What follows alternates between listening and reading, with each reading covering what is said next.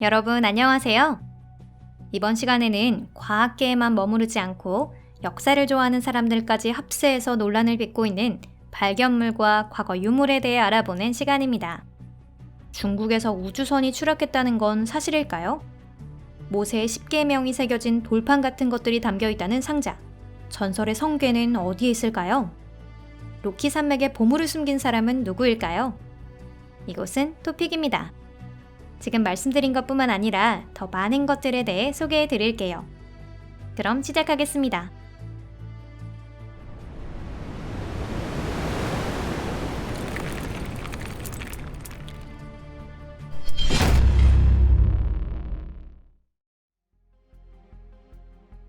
도로파 스톤.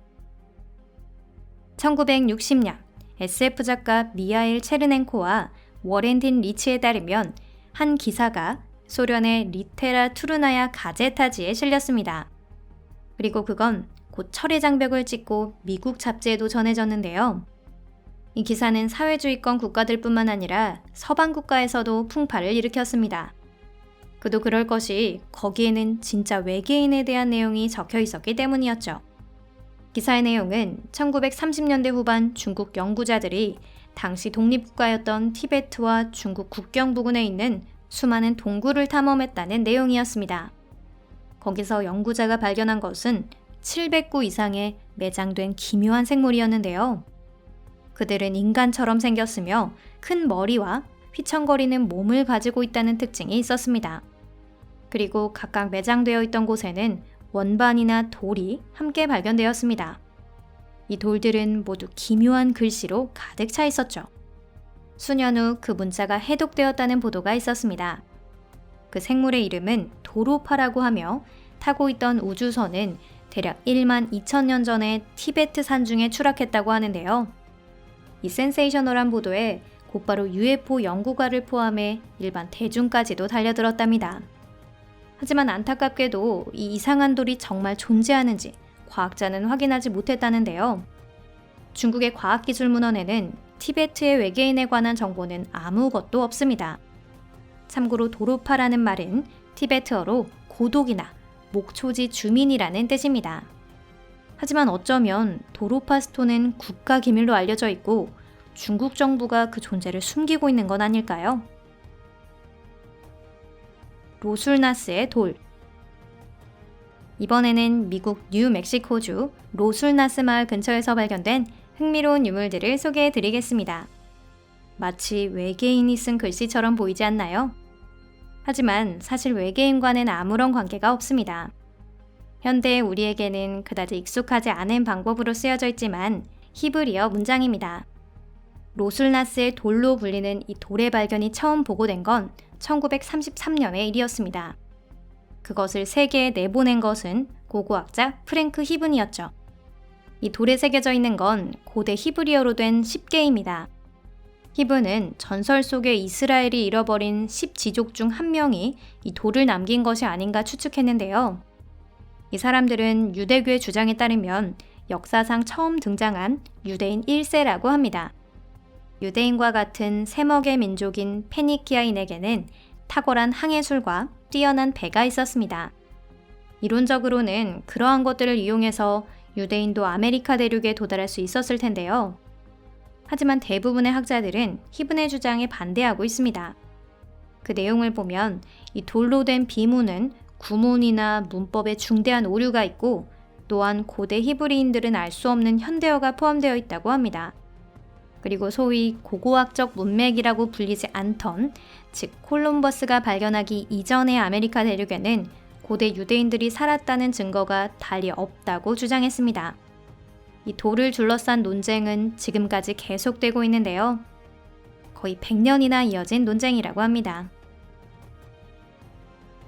에티오피아의 성궤.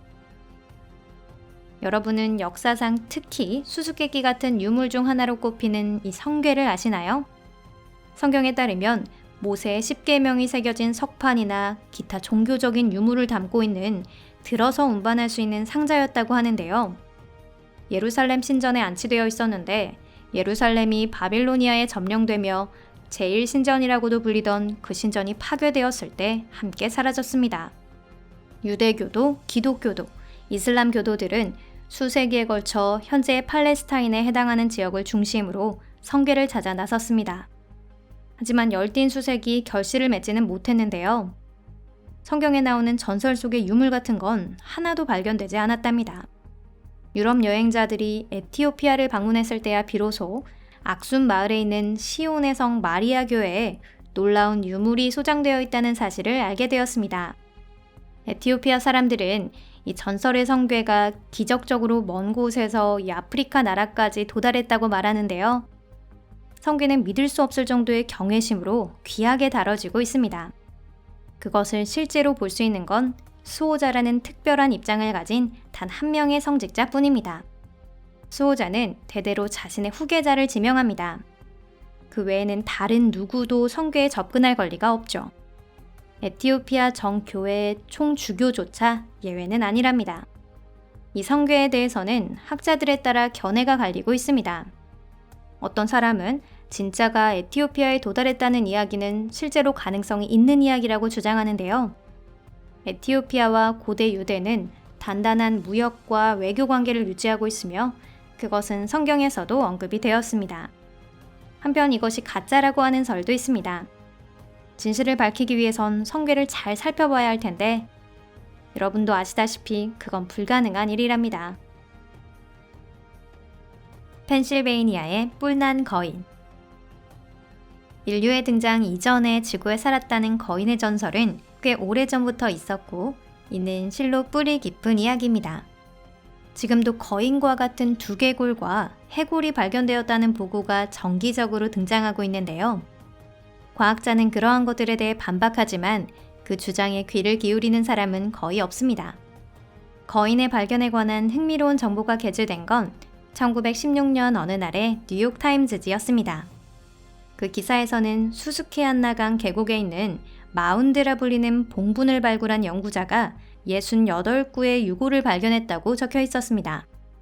신장은 7피트, 즉 2m 10cm 이상 되는 것이 많았습니다.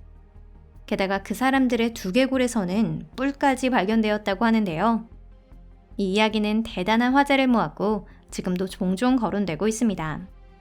심지어 이 이야기를 바탕으로 과거 북아메리카 대륙에는 뿔이 난 거인이 대량으로 있었는데 아메리카 원주민에 의해 죽었다는 설까지 생겨났습니다. 하지만 실제로는 사소한 오류가 있었을 가능성이 더 높습니다. 일설에는 발굴 작업자가 관 속에 있던 장식품을 뿔로 착각했다는 말도 있고요.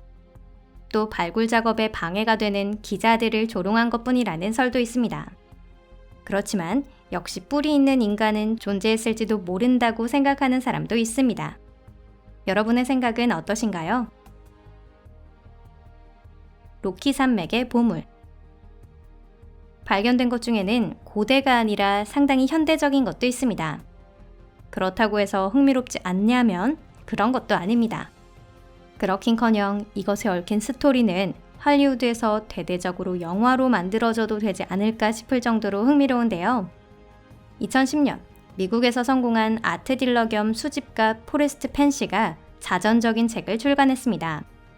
그 안에는 산타페 근처 로키 산맥 어딘가에 수백만 달러의 가치가 있는 보물을 묻었다고 적혀 있는데요. 금은 보화가 들어있는 보물 상자가 있다는 것입니다. 그 장소를 알아내려면 펜시가 24행으로 된 시 안에 암호화에서 숨긴 단서를 풀어야만 합니다. 전미에서 많은 사람들의 보물찾기가 시작되었죠. 최소 4명이 다치는 소동도 벌어졌습니다. FBI는 누군가의 인생을 망칠 위험이 있었기에 펜시에게 멈추라고 압박했지만 그는 거부했다고 합니다. 2020년, 10년 넘은 보물찾기가 드디어 끝을 맞이했습니다. 보물을 발견한 행운아가 누구인지에 대한 자세한 내용은 알 수 없었는데요. 하지만 이후 언론인은 미시간주의 의대생인 32세의 잭 스튜풋이라는 사실을 밝혀냈습니다. 과정이 어찌됐든 어떤 장애도 두려워하지 않는 이 용감한 트레저 헌터에게 성대한 박수를 보내줘야겠네요.